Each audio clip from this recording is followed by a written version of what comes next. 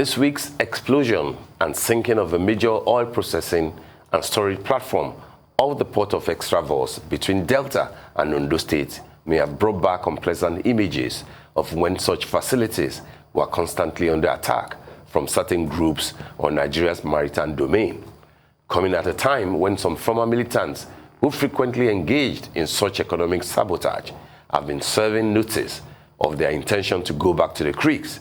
It could indeed be interesting times again in that part of the country if the contending issues are not properly handled. Joining us now to look at the issue is Somi Uranta, a Niger Delta activist and an entrepreneur. You're welcome, Mr. Uranta. Good morning. Good to have you, morning. Good to have you in the studio. Thanks for having me. You're welcome. Yeah. Should we be worried with what has happened during the week and the very volatile situation in the Niger Delta? Is this something that you think that, oh, the boys might want to return to the creeks if we do not properly look into the explosion that happened, on the Extravos facility? You know, what there is a kind of peace you refer to as the peace of the graveyard. That's what has been happening. If you have the opportunity of experiencing firsthand what the people of Niger Delta are going through, you will know that the Nigerian state has been very wicked to the people of Niger Delta. It's not late to start making amends. That's why we are pushing for reparation for the Niger Delta people, for restitution. We are pushing for atonement. You can't take away people's means of livelihood. You cannot fish, you cannot farm, you can't sleep at night because of gas flaring. You cannot drink water from the heavens when the rain falls. It's acid rain. And you expect that people will just be looking at you. From my research, I discovered that over $600 billion have been taken away from that place. And nothing to show for it for the people. So these ones are just, look, the government need to do the needful and fast because it has gotten to a choking level. I just came back from Niger Delta. I went for the New Year vacation. I could not find fish. All the sea, prawns, periwinkle, these are things we go when we're growing up. We go pick them up. Everything is gone. So, look, the person you have to be wary of is a dying man. And a man who is dying, he's just ready to, when you're already in the gutter, what do you fear again? So, I do not subscribe to violence. I love peace. But let the right things be done. People are angry and hungry. The bustling energy of the youths of Niger Delta, if it is not channeled to something meaningful, something positive that will aid, that will be for the good and betterment of society, on its own, energy is like water. When you block the channels of water to flow, it will stay and percolate. The little space it will find is going to be an explosion, God forbid. So we are fighting on how to channel the energy of these youths to positive ends in their thousands. So government must act fast. It's a sign, it's a dangerous sign, very ominous sign, because the economy of the nation is already on its knees. And if these kind of things are allowed to continue, it will put the whole economy will be lying prostrate on the, Well, Mr. Uranta, when you say government must act fast, are we solely referring to the federal government? Is there a role for the state governments, governors of the Niger Delta? What can be done? And in particular, the oil giants, your Shell, all those oil giants, who I believe that Niger Delta stakeholders have always been relating with when issues like this occur. I am not going to sit down here and start holding brief for the leaders and the governments of the Niger Delta. People have they have put questions across to me about the 13% derivation and all that. It is something that everybody must have to look at. But the federal government first, then the governors of the 6 Niger Delta states were already working out a formality, a modality, rather, how we are engaging 5,000 youths from every state, from every local government, and the 6 states of the Niger Delta region, so that we'll put them through training, entrepreneurial training first, then they go for skill training, then they come back for the entrepreneurial training, and then we will have to get the government of the entire 6 states to endow a trust fund modeled after that of Lagos State Employment Trust Fund. This money, what is it being used for? Because it is for the good of the people. Last time I was in Port Harcourt, I was on one of the radio stations, and I was talking. They said, look, what do I have to say about what they call fire, the illegal refineries? And I told them, I said, look, this is an opportunity waiting for us to tap into. But I asked the question, quite rhetorical, I would say. I said, but are we going to take the opportunity if you have people who are doing something that is said to be fake, illegal? Why don't you legalize them? Why don't you give them the requisite training, arrange modular refineries, train them so that they can do it? Must Nigeria continue to import petroleum products? You know, there are opportunities at our fingertips, but we are not taking it. But the federal government... What did you call that? Bullfire? Bullfire, yes. Because we were discussing it just bullfire, 2 weeks ago, right? The people within the area are already using the product, diesel, kerosene. Do they actually use it? Of course they do. That's why it's going on now. If there are no people using it, if it was destroying their vehicles and all that, they wouldn't use it. They won't use it. Right. But it is the process that is the problem. When you have to burn and, the fire, the smoke, just like, but to what extent is even that smoke compared to what you saw, that explosion you see there? Yeah. And it's happening. In those states, somebody was showing me, for the past 2 years, a place that's burning like that, an oil well that was capped because the pressure was so high, and they went and opened it 2 years ago, and the place had been burning for 2 years. So opportunities are abound. We should use opportunities. There is what my organization is called optimistic outlook. There is always something good you can extract from, no matter how bad the situation may be. There is something good you can always take away from it. So let's close our eyes to some of the evil and try to highlight the good in situations, because there are. Yeah. Those people could be providing a refined product for South and the Southeast. It will reduce the pressure on the government and the NNPC in importing petroleum products. Why can't we have refineries working? So I think this would be a good time for us to talk about the Niger Delta Development Commission. I mean, you'd imagine that the whole point of that agency is to bridge the gap between the federal government and the people of the Niger Delta and create a situation where they're able to reap the benefits of their natural resources. First and foremost, do you think that the NDC, do you still believe in what the Nddc, what is happening to me today? The Nddc, do you still believe in what that agency seeks to do, or do you think that that is another problem that is only adding to what's happening there? The problem with parastatals of government that is aimed just like the Niger Delta Ministry,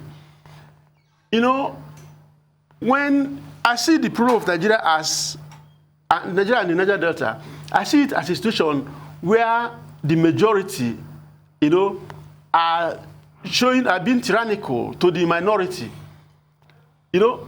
When you appoint people into the agency, you are appointed because you find yourself you are the power wielder. So you just call someone and say, look, you will hear this thing, but you must do my bidding. You recall, during that probe in, I think on the floor of the Senate, we had that popular phrase, Honorable Minister, Off your mic, it's okay, it's okay. You know, the minister was about to reveal the people who have been taking the contracts. Those agencies are not meant for the Niger Delta people. They are meant to service my community, Queenstown, who have an erosion problem. Not erosion per se. The tidal wave is about washing off my community. That's in River State. Yes, in River State. You know,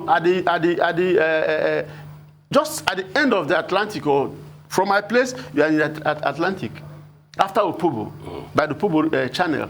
Do you know that they have awarded more than 2 contracts just to settle the boys, the big boys, when they come around? Nddc will just arrange, Queenstown have one, they'll put it 2.something million, 1.something million, and they'll eat the money.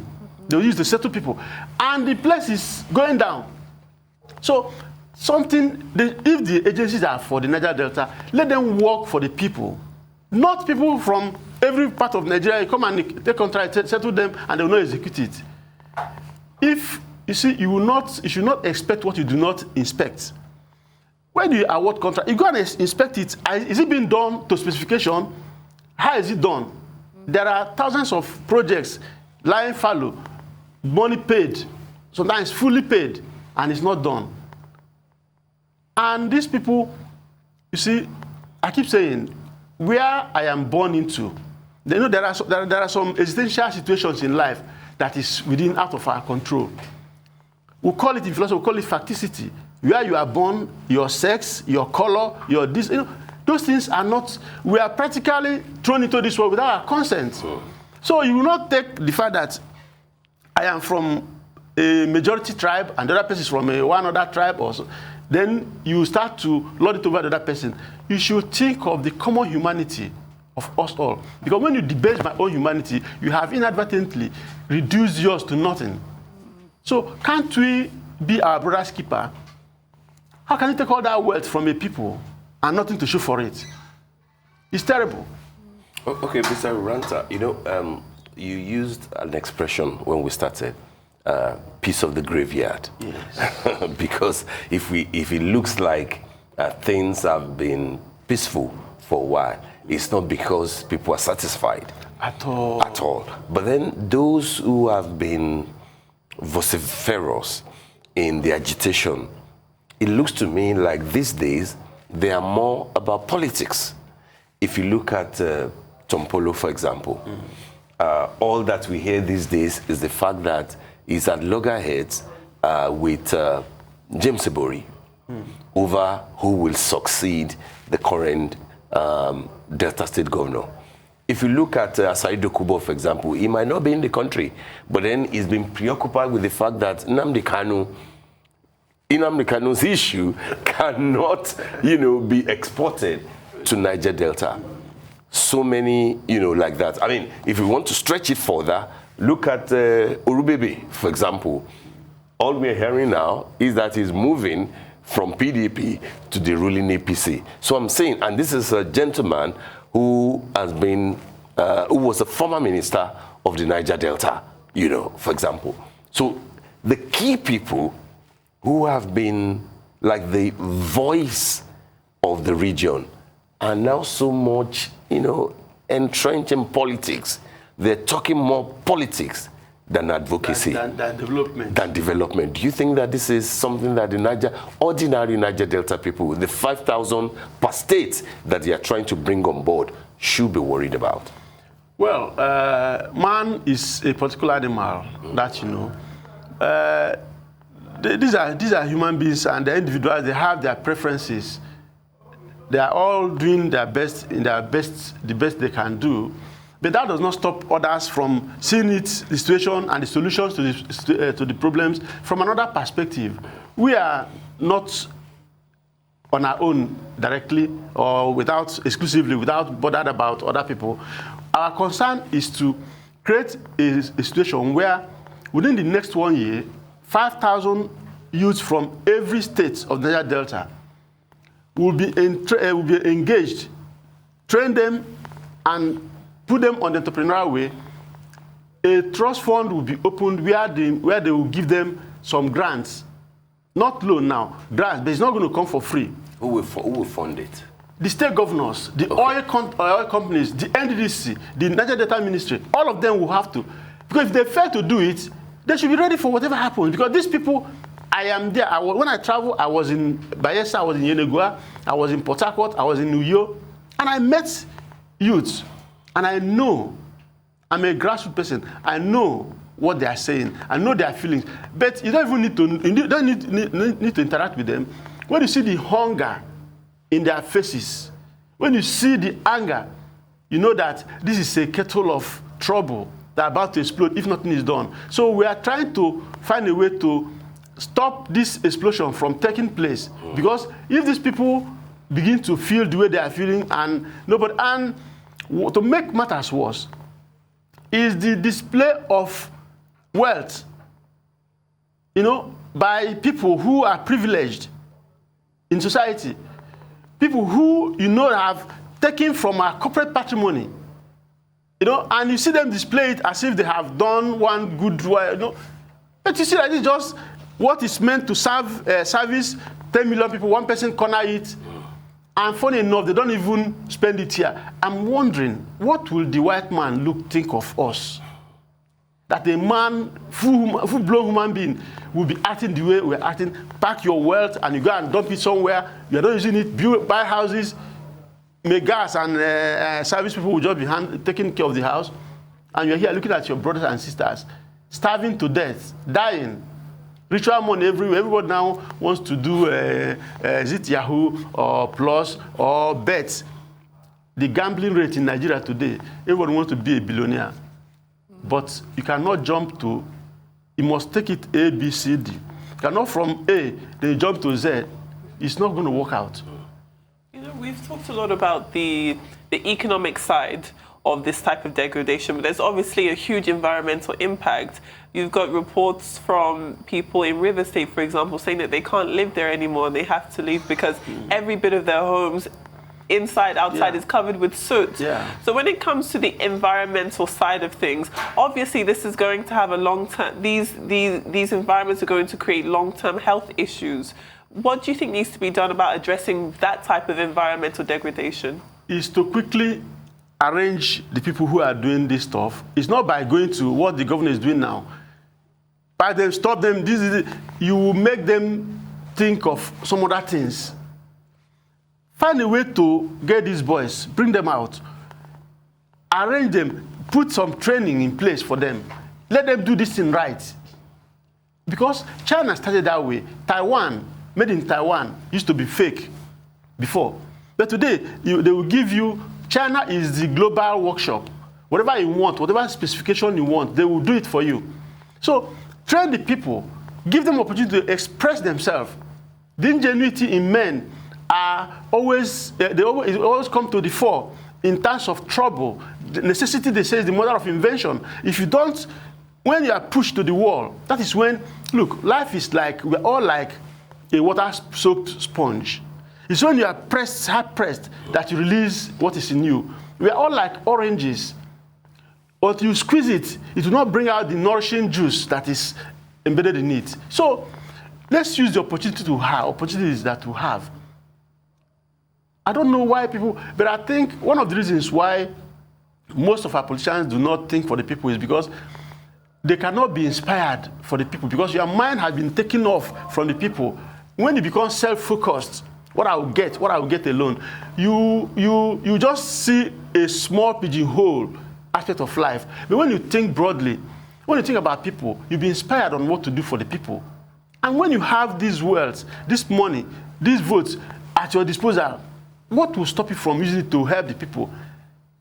You don't need to steal public fund for you to become rich. When you help the people, Zig Ziglar said that if you have a problem, you don't know how to solve your problem, that you should look out for people that have even bigger problems. Help them solve their own problems. That in so doing, your own problem would have been solved. Because first, when thinking of how to provide solutions, your mind, everything, your subconscious, realities have been focused on solution. So what you'll be seeing is solution. And again, you cannot show someone light to cross a dark alley without you being enjoying that illumination, you cannot remain in darkness now.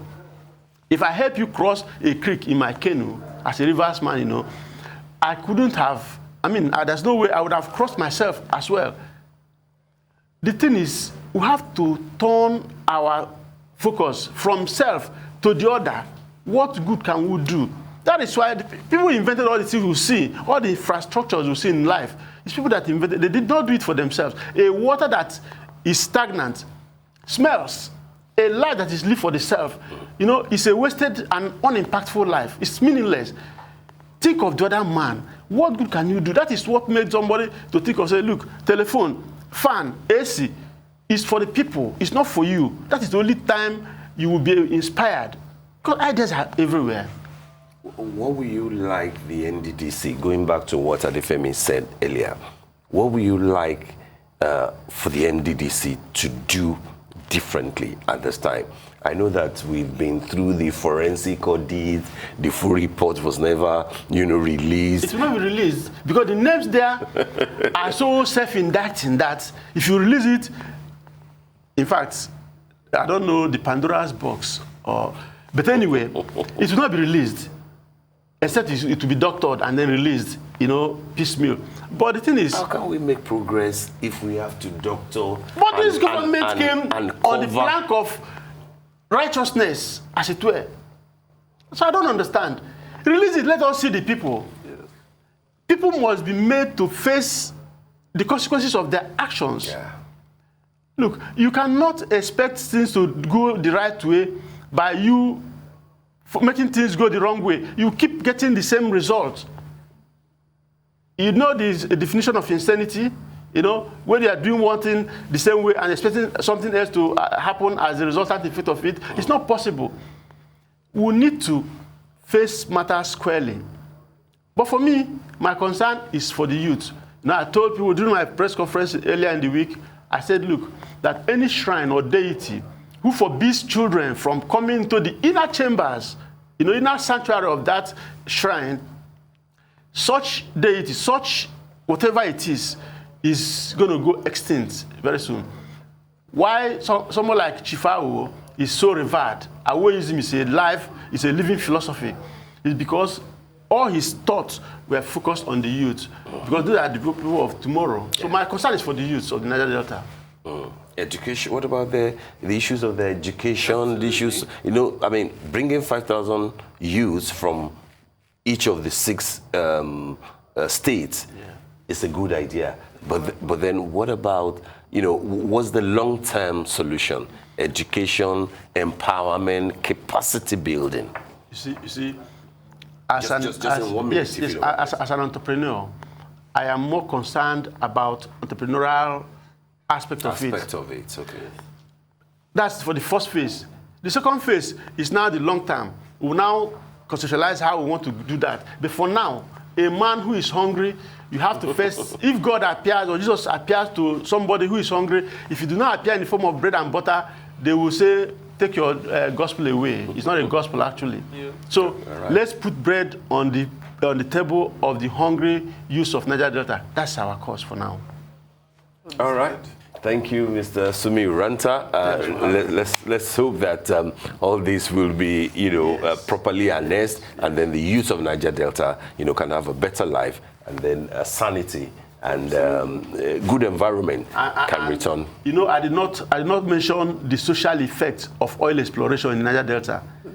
You see children, when they come in, they impregnate the female in the place, and they move on the next month, and you have. It's too much. We could go on and on, couldn't we? Yeah. Thank you very much, Mr. Uranta, for joining us on the morning show. Thank you for having me.